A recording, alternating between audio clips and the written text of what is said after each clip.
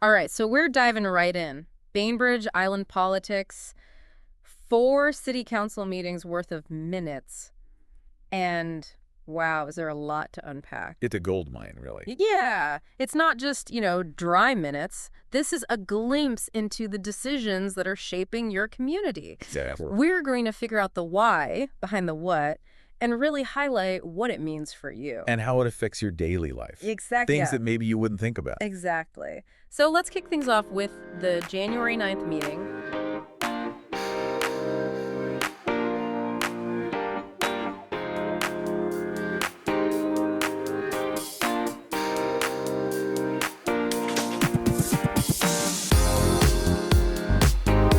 A new mayor was chosen.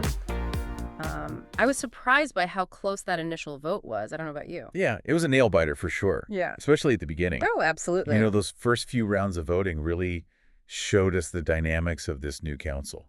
Yeah, and it's interesting because it seems like such a routine thing. Right, right. New mayor, but there was a lot more to it. It's never as simple as it seems, is it? Never. So, okay. 3 votes went to Hytopoulos, 3 went to Dietz, and then Fantroy Johnson only had her own vote. Deadlock. Classic deadlock. Classic deadlock. And what happened? 5-minute recess. 5-minute recess. Which is never 5 minutes. Never 5 minutes. Let's be honest. And I can only imagine what's happening, behind those closed doors. Oh, the hushed negotiations. Right. The strategizing. The alliances. Exactly. Okay, so they come back. And The stalemate continues. of course it does. They decide, okay, let's ditch the usual routine and let's go for a ranked choice voting system. Which is not typical. Not typical at all Well, for the city council. It's kind of cool. it's very interesting. Yeah. So walk us through how that works. So basically, each council member got to rank their top 3 choices for mayor. Okay. So it added a little bit more nuance to the process. Okay, and the winner is? With a whopping 15 points, Dietz emerged victorious, Okay. narrowly surpassing Hytopoulos with 14, and Fantroy Johnson trailing a little bit with 13 points. Interesting. Okay, so Dietz is mayor.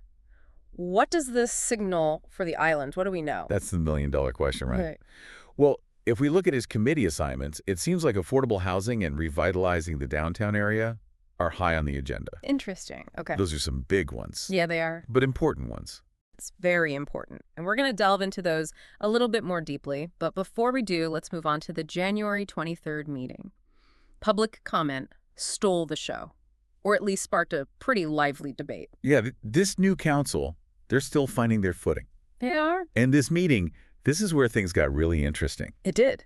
Because they were considering a resolution to require people on Zoom to be on camera and state their name during public comment. Which, on the surface, seems reasonable for transparency's sake. Right, you want to know who you're talking to, Exactly. but it gets a little complicated. It does. And that's where I think some of the heart of the matter lies.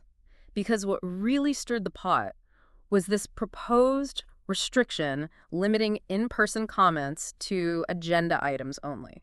That's when things got heated. It sparked this whole conversation about free speech, citizen engagement. Right. How do you balance those things in a digital age? And I think we saw some of those dynamics at play, particularly, Councilmember Fantroy Johnson emerged as a really strong advocate for that open dialogue, Oh, absolutely. even calling a point of order when it seemed like the conversation was veering a little bit off course. Right, she was not afraid to hold their feet to the fire. No. In a respectful way, of course. In a very respectful way. And it's a classic dilemma, right? Because how do you ensure that everyone feels heard while also maintaining order and, making sure the meeting runs somewhat efficiently? Right, because you can't have everyone speaking for unlimited amounts of time.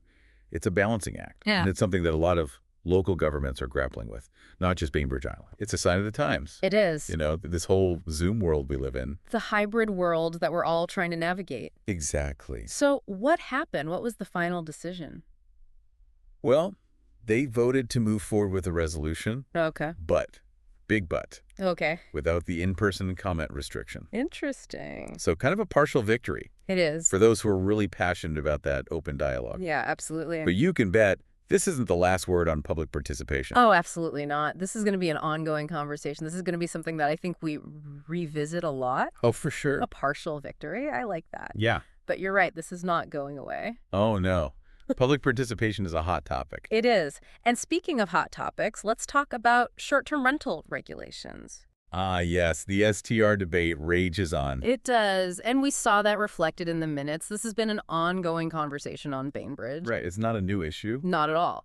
But we saw in January they were looking at Ordinance 2024-02, which would establish these new rules for short-term rentals. Your Airbnbs, your VRBOs. Exactly, and it's a topic that always generates a lot of strong opinion. Oh yeah, people have feelings about it. They do, and for good reason. I mean, we're talking about something that really sits at the intersection of tourism, housing availability, and the overall character of our neighborhoods. Absolutely, it's about what kind of community we want to be. Exactly, and I think that's what makes this debate so interesting. You know, it's not just about, oh, can I make some extra money on my property? It's about what makes a community feel like home. Right, because if you have a revolving door of tourists next door, it changes the feel of a neighborhood.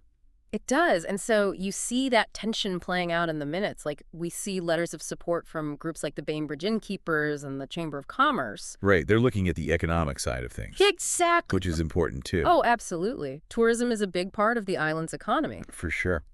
But on the other hand, There's always another hand. there is, especially with this issue. Residents, a lot of them, they've voiced concerns about the potential downsides. Right, because we're not just talking about the economic impact. We're talking about increased noise, increased traffic.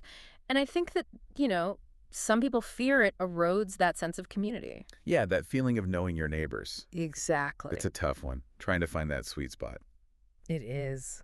Support local businesses, welcome visitors, but also keep those things that make Bainbridge Island unique. Yeah. It's a tough needle to thread. And I think the January 23rd meeting was particularly interesting. Oh, yeah. What happened? We really saw residents on both sides of this issue show up for public comment. I bet that was lively. I'm sure it was.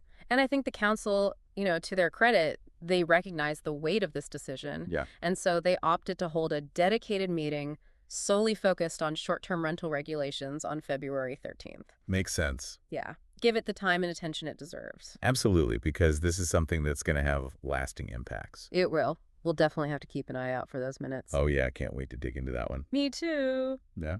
But speaking of lively topics, we can't forget about the Senior Center redevelopment project. Oh, right. That was a big one. This was a major agenda item, particularly in the January 16th meeting.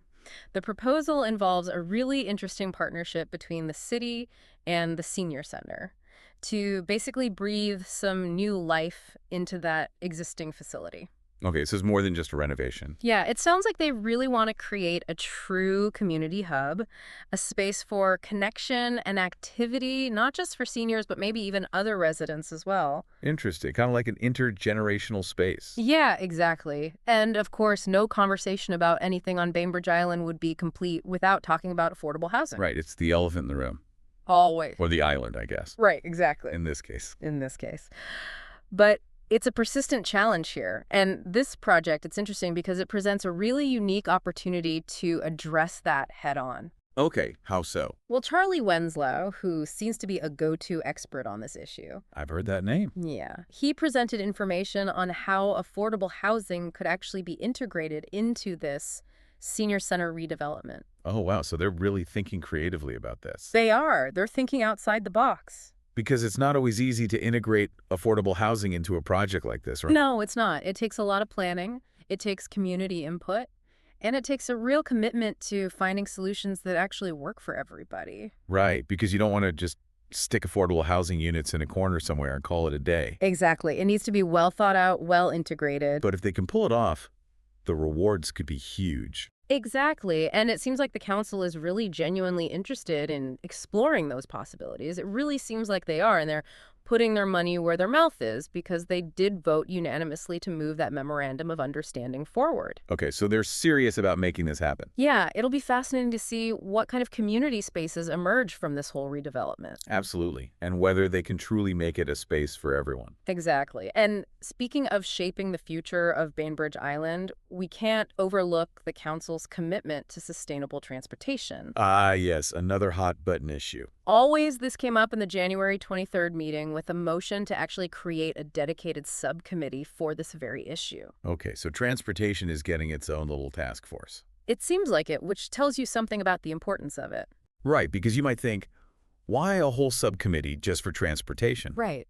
But anyone who's experienced that afternoon ferry rush hour Oh, yeah. can tell you traffic congestion is a real concern on this island. Oh, absolutely. And the council, they already have a sustainable transportation plan in place, but Right. It's one thing to have a plan, it's another to really actually to happen. put it into action. Exactly. And that requires dedicated focus and maybe even some tough choices. For sure. And it seems like Councilmember Schneider is particularly passionate about this. Oh, really? They were the one who submitted the formal request to create this subcommittee. So they're ready to roll up their sleeves and get to work? It seems like it. And while not everyone was initially on board, that motion to create the subcommittee did pass with a 6-1 vote. Okay, so it's clear that there's a growing recognition within the council that this isn't just, a nice to have. This is essential. It's essential for the island's future. Exactly. And it's not just about cars and ferries either.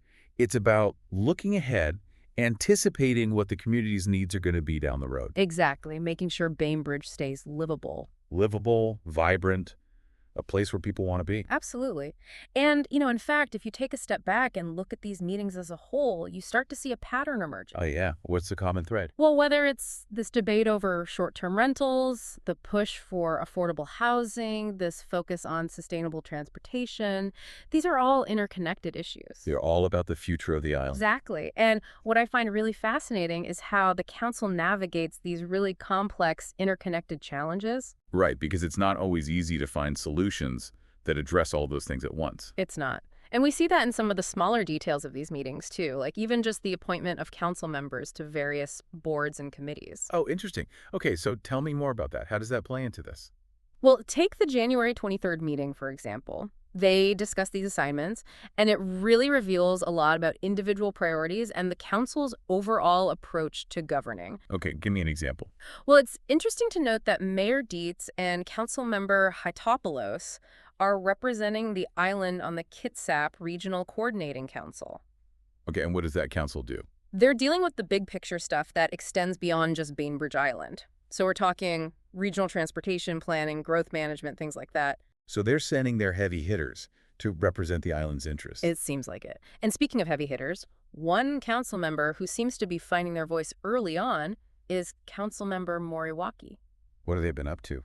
They've really taken a leadership role on issues like affordable housing and the senior center redevelopment. So really focused on creating a more equitable and inclusive community. Exactly. And of course, we can't forget about Mayor Dietz's desire to bring a little artistic flair to those roundabouts. Oh, right. I loved that little detail in the minutes. It's like he wants to put Bainbridge on the map for roundabout art. Maybe. And you know what I love about that detail is that it's such a small thing, but it speaks volumes. It does. It tells you about his vision for the island. Exactly, because public art, even in those unexpected places, it can spark joy, encourage reflection. It can become a real source of community pride. It's those little touches that make a community unique. Exactly. So I think the big takeaway from all of this is if you only skim the headlines, you might think local government, it's all about budgets and zoning ordinances. The dry stuff. Right. But when you actually dive deep into the minutes, did you realize it's about so much more than that? It's about people. It is. It's about navigating these complex challenges, balancing competing interests, and ultimately it's about shaping the future of our community. And the best part is it's not a spectator sport. Anyone can get involved. Exactly. Your voice, your ideas, your engagement, it all matters. So next time you see a notice for a city council meeting, don't just scroll past it. Take a moment to tune in, learn about what's being discussed, and maybe even share your own perspective. Who knows? You might just inspire the next roundabout masterpiece. Ah.